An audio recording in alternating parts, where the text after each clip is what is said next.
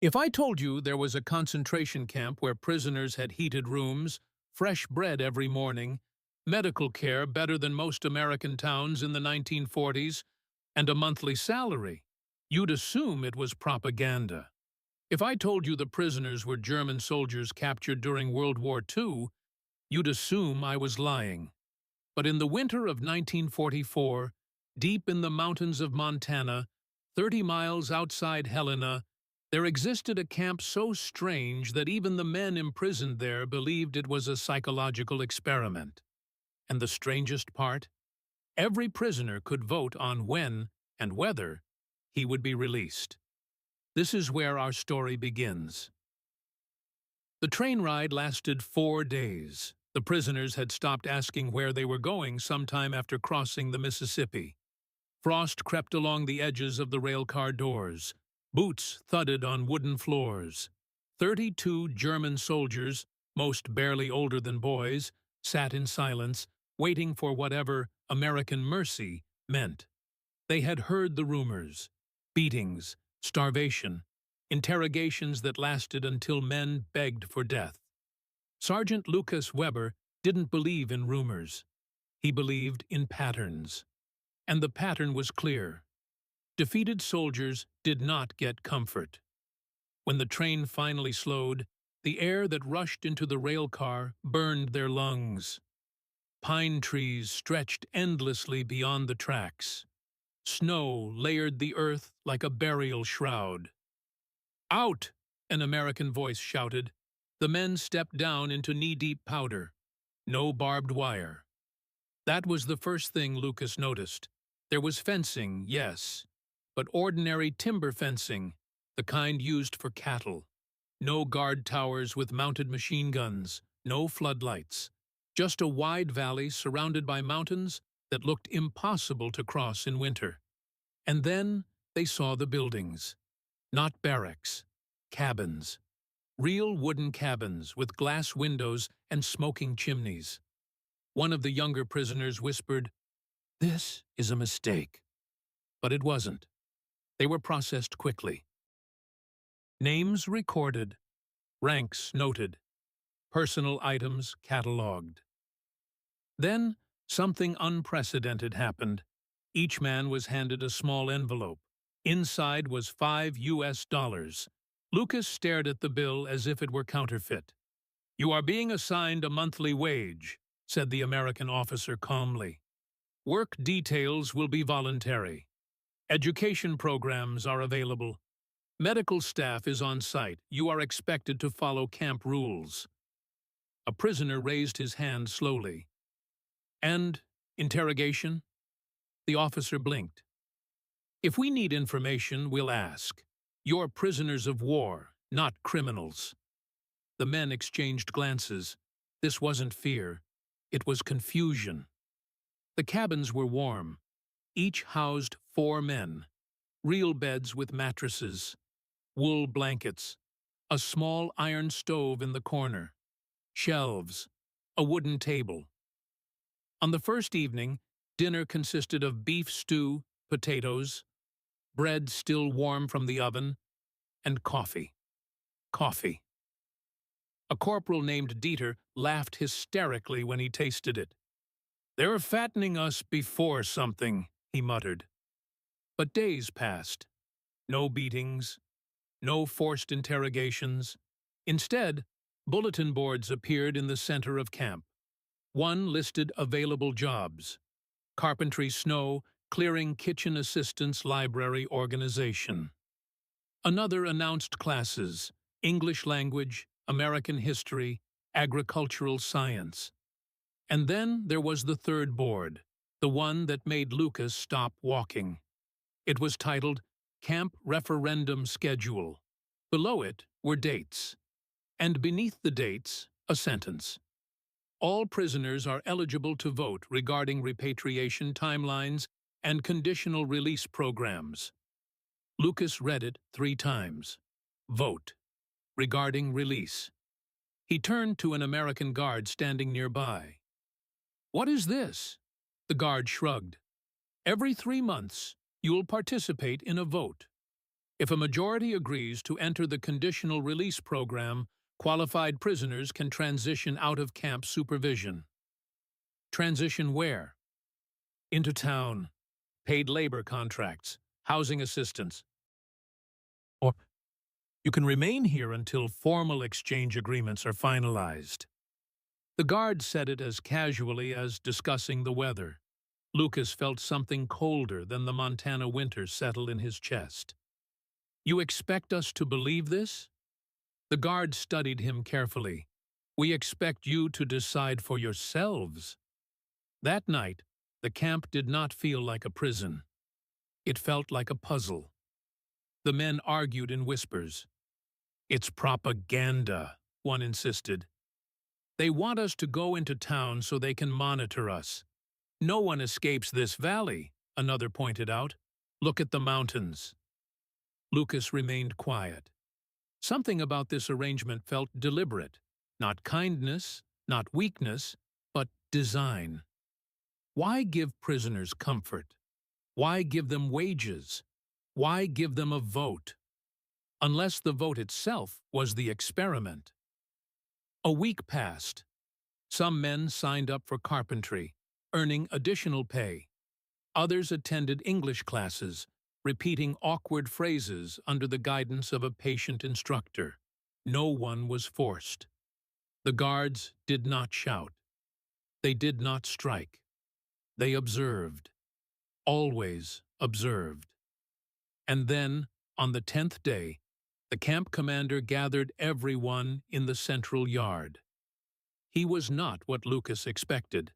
No medals displayed prominently, no theatrical authority. Just a middle-aged man with tired eyes. My name is Colonel Harris, he began. You are here because nations are at war. But wars end. What comes after war is shaped by choices. He gestured toward the referendum board. In 30 days, you will participate in your first vote. A murmur rippled through the group.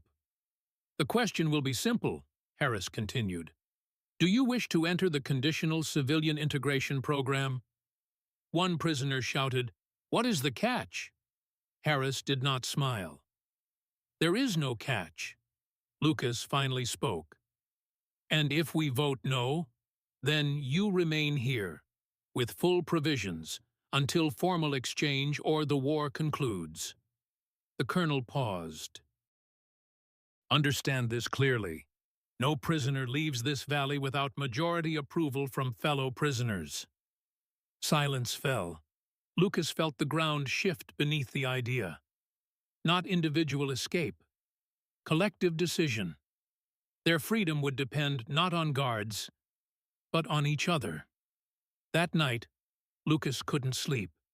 Outside the cabin window, snow drifted silently under the moonlight. Somewhere in the valley, a dog barked once and fell quiet. He replayed the colonel's words. No one leaves without majority approval.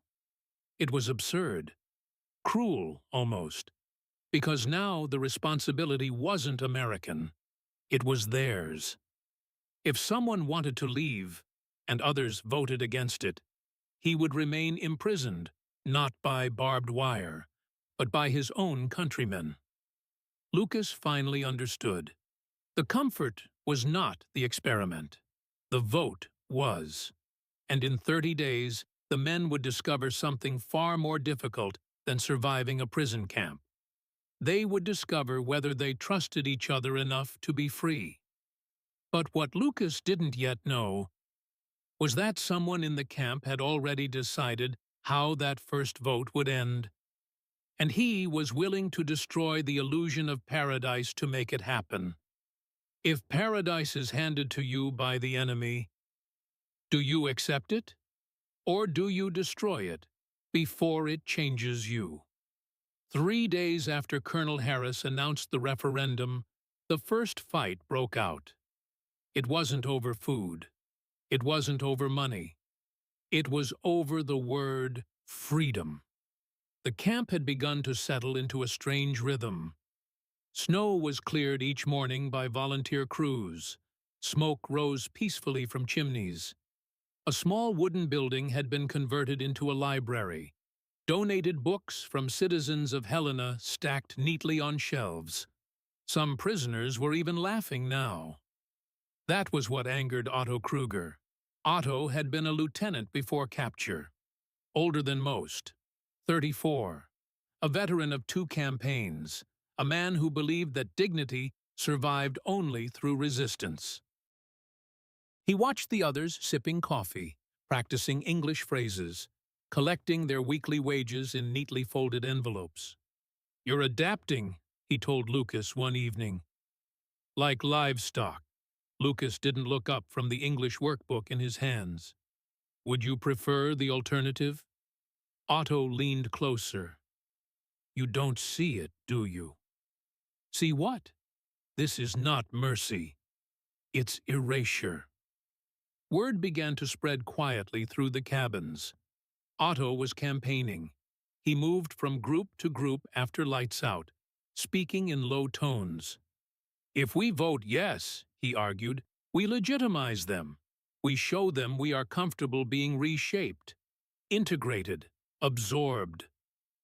"They're offering jobs," a younger soldier protested. "They're offering surrender," Otto replied sharply. But here was the problem.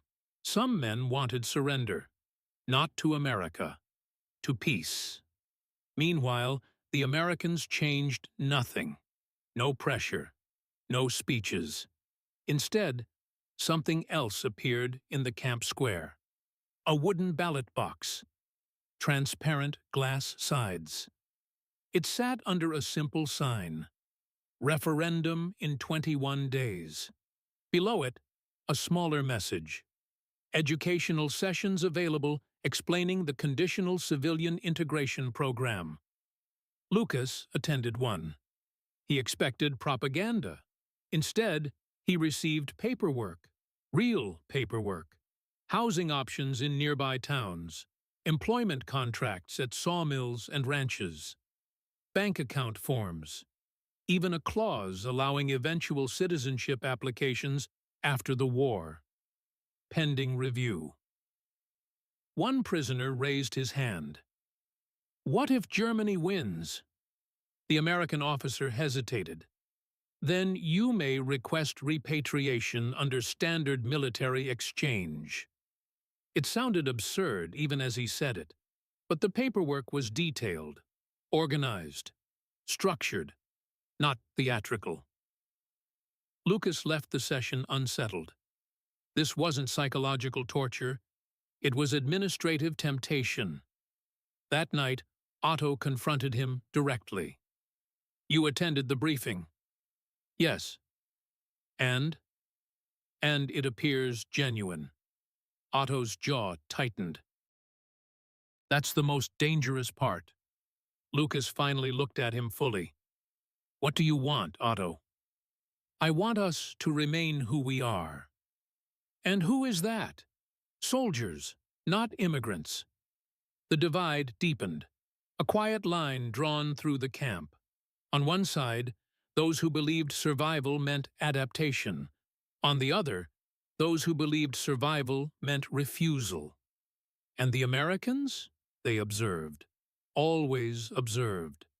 Not interfering, just taking notes.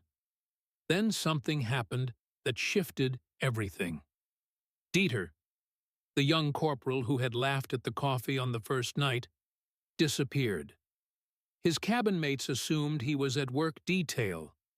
Work detail assumed he was in English class. English class assumed he was sick. By evening, Colonel Harris assembled the camp calmly. "No one is in trouble," he began. That sentence alone froze the air. "No guards have reported escape attempts. No alarms were triggered." He paused deliberately.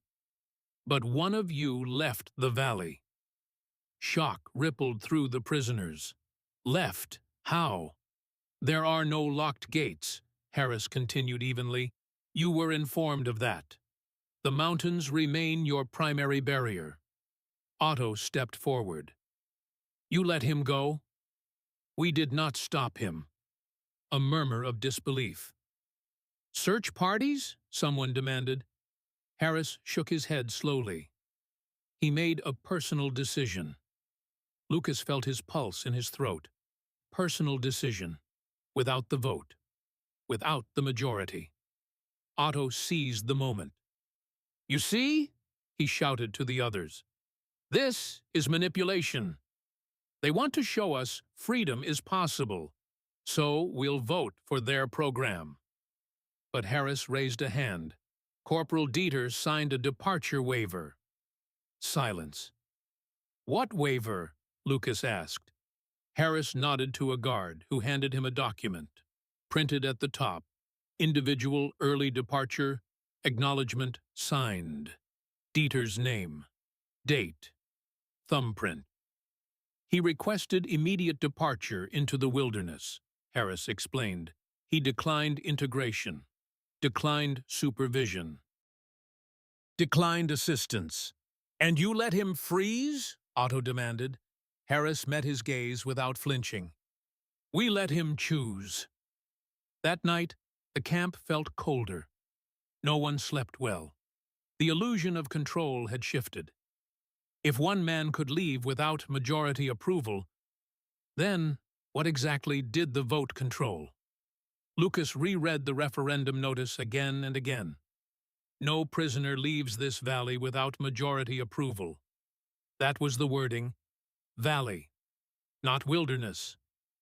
Dieter hadn't entered town. He hadn't integrated. He had simply walked into the mountains. And the Americans hadn't stopped him. Why? The next morning, a new notice appeared on the board. Status update. Corporal Dieter. Alive. Below it, observed through mountain patrol scope at 7:40 hours. Shelter improvised. Fire present. The camp erupted into whispers. They were watching him. From a distance. Monitoring, not rescuing, not intervening. Otto's face went pale. They're letting him prove a point. Lucas felt it too. The referendum was no longer theoretical. The message was clear. Freedom exists, but it has consequences. Over the next few days, updates continued. Day 2, Dieter relocated North Ridge. Day 3, snowstorm approaching. Day 4, fire not visible. On the 4th evening, the board remained blank. No update. And for the first time since arriving, Lucas felt real fear. Not of guards, not of punishment, but of the idea that choice itself could kill you. Then, on day 5, the board changed again. Corporal Dieter returned voluntarily. He had walked back into camp at dawn, exhausted, frost-bitten fingers, but alive. No chains were placed on him, no punishment announced. Instead, Harris gathered everyone once more. Corporal Dieter has rescinded his early departure waiver, he said calmly. He will receive medical treatment and resume standard camp privileges after recovery. Otto stared in disbelief. You reward him? We honor his decision, Harris replied. What decision? Otto snapped. To test the alternative. Later, alone in the cabin, Dieter spoke softly. There's nothing out there, he whispered. No road, no food, just white and silence. He looked at Lucas with hollow eyes. They didn't chase me. They didn't help me. They just watched. And suddenly, Lucas understood something terrifying. The Americans weren't forcing them to choose. They were removing every excuse not to. No brutality to unite against. No oppression to justify resistance. Only options. And responsibility. The referendum was now 15 days away. Tension thickened like frost on glass. Otto intensified his campaign, but cracks were forming. Because the question was no longer, Do we trust the Americans? It was, do we trust ourselves with freedom? And somewhere beyond the mountains, winter deepened. But what none of them realized was that Colonel Harris had already written 2 reports to Washington, one labeled, "If they vote yes," and the other, "If they vote no." And only one of those reports would change the future of the camp forever. By the time the referendum was 10 days away, the camp no longer felt peaceful. It felt divided. And division, Lucas realized, was far more dangerous than barbed wire.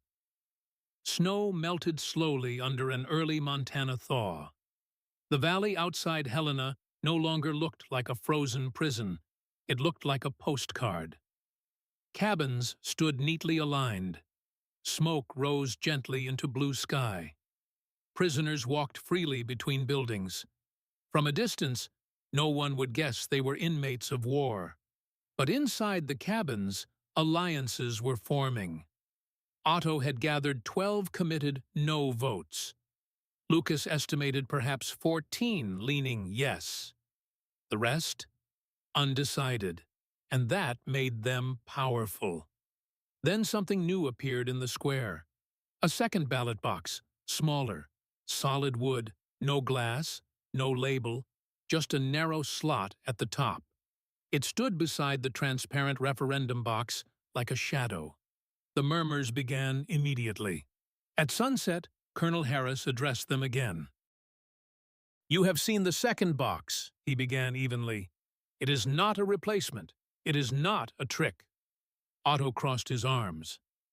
"Then what is it?" Harris looked directly at the group.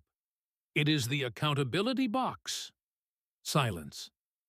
"Each of you may submit one anonymous vote before the referendum. In it, you may name a prisoner you believe is not ready for integration." The words struck like a hammer. A ripple of shock moved through the crowd. Lucas felt his stomach tighten. "What does that mean?" someone demanded. "It means," Harris replied calmly, "that if a majority votes yes for integration, any prisoner who receives more than 50% of accountability votes will remain in camp." The world shifted. Freedom would be decided by majority, but individuals could be left behind, by their own people. Otto stepped forward immediately. "You're turning us against each other." "No," Harris said quietly.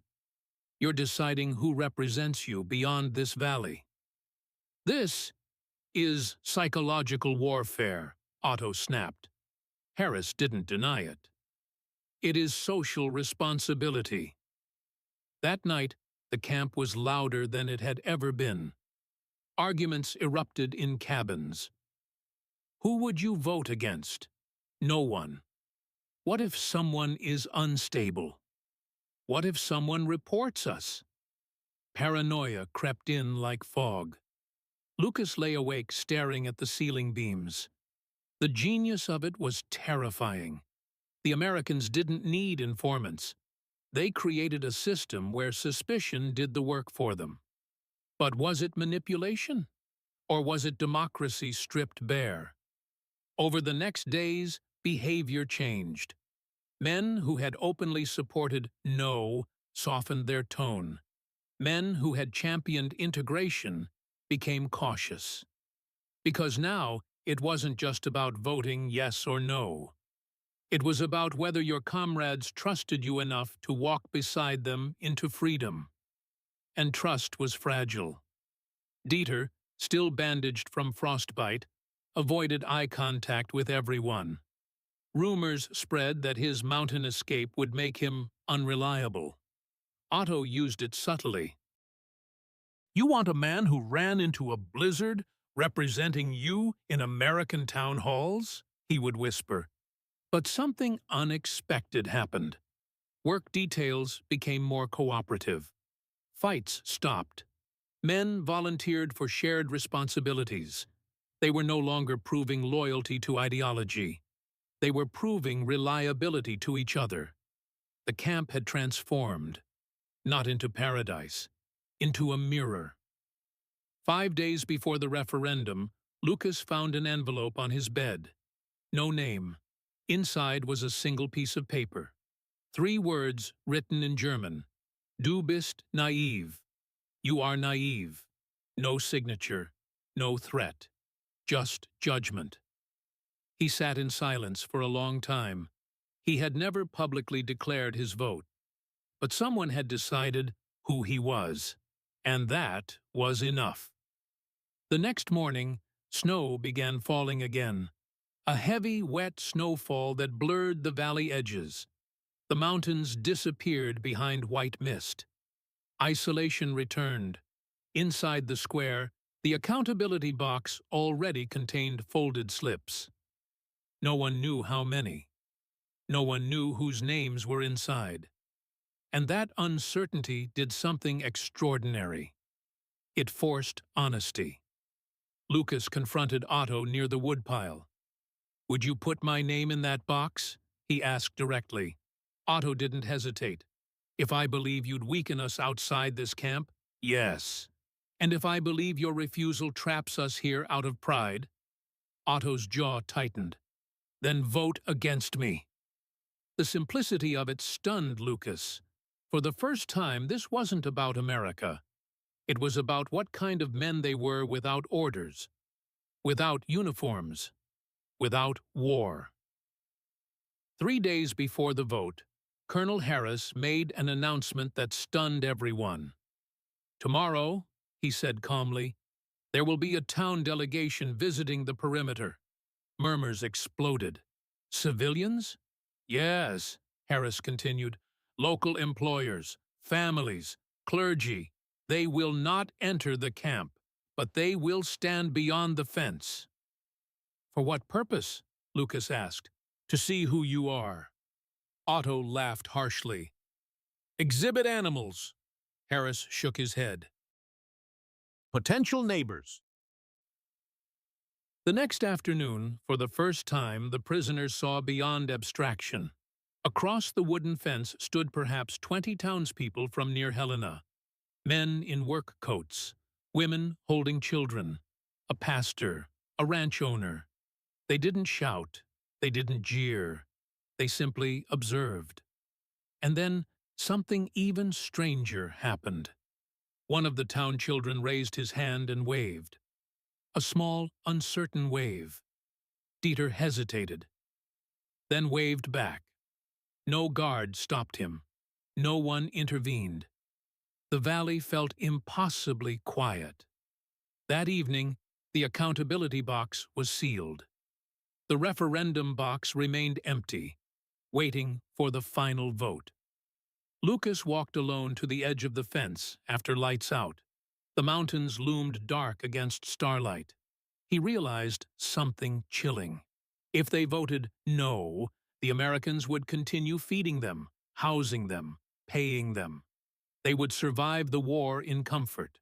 But if they voted yes, they would step into a world where they could fail publicly. Work, interact, be judged not as soldiers, but as men. And the accountability votes would determine who was deemed worthy. This was not about escape. It was about identity. On the eve of the referendum, Colonel Harris locked both ballot boxes inside the administrative cabin.